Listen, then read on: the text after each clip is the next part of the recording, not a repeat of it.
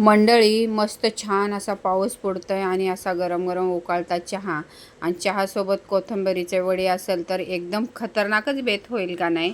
त्यासाठी आपल्याला करायची आहे कोथिंबीर वडी. तर कोथिंबीर वडीसाठी आपण घेतलेली आहे छान अशी साफ करून कोथिंबीर आणि ती व्यवस्थित धुवून घेणार आहे. धुवून घेतल्यानंतर थोडी सुक्की करून घेणार आहे आणि सुक्की केल्यानंतर थोडीशी कट करून घेणार आहे एकदम बारीक चिरून.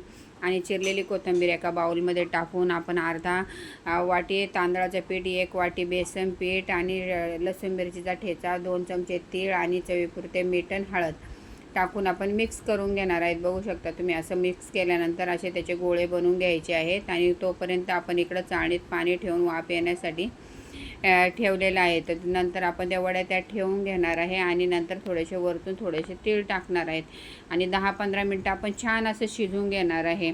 बघू शकता तुम्ही वड्या आपल्या छान शिजलेल्या आहेत आणि वड्या शिजल्यानंतर आपण एक 10-15 मिनटं बाजूला ठेवून देणार आहे, कारण थंड झाल्यानंतर वड्या व्यवस्थित कट करता येतात. थंड झाल्यावरच वड्या कट करायच्या, कारण वड्या व्यवस्थित कापल्यानंतर त्या तळताना पण व्यवस्थित तळता येतात. आणि आपण वड्या आता अशा शॅलो फ्राय करून घेत आहे आणि आपण त्यात तांदळाचं पीठ टाकल्यामुळं वड्या जास्त तेल पण धरत नाहीत. बघू शकता तुम्ही. अशा छान वड्या मी कुरकुरीत होईपर्यंत तळून घेतलेल्या आहेत. तुम्हाला जर आवडल्या तर तुम्ही करून खा आणि व्हिडिओ आवडला असेल तर जाता जाता लाईक, शेअर आणि सबस्क्राईब. थँक्यू.